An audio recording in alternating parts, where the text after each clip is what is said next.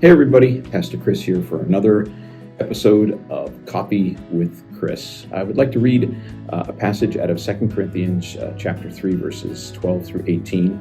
It says, "Since we have such a hope, we are very bold, not like Moses, who would put a veil over his face so that the Israelites might not gaze at the outcome of what was being brought to an end. But their minds were hardened for this day.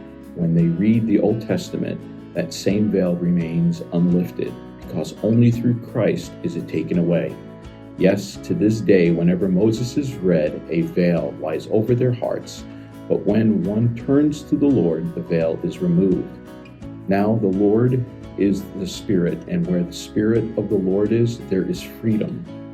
And we all, with unveiled face, beholding the glory of the Lord, are being transformed into the same image from one degree of glory to another.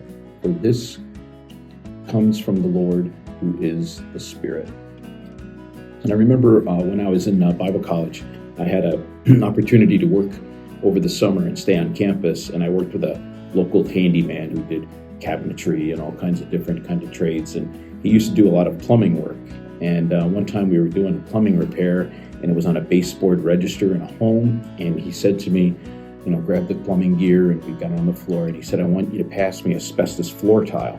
And I'm like, "Why do you have asbestos floor tiles in your plumbing equipment?" He says, "So what happens is I put it between the wall and the pipe, and when I sweat the copper pipe, I only fix the copper pipe. I don't catch the wall on fire." I was like, "Oh," and he says, "It works as an insulation. So in fixing the pipe, I don't burn the house down. So in fixing the house, I don't ruin the home." And very often, a lot of us want to come to God with our issues, our problems, or even sin. But what happens is we're afraid that when we come to God, what's going to happen is as God fixes that, he's going to ruin our life. That when God takes a problem out of our lives, he's just going to take out our whole life. Or that when God comes into our lives, it's like it's over and he's just going to ruin everything. But what Paul says in this passage is that we are to look towards Jesus Christ. We're to look to the gospel. And that through the gospel, God has created a way to take out our sin without taking us out, to dealing with our problems without totally ruining our lives. And what Paul is saying, that by the power of the gospel, God is able to come into our lives, fix what needs to be fixed, take the things that are broken and repair them without destroying anything else. Through the gospel, God can deal with our sin without totally destroying us.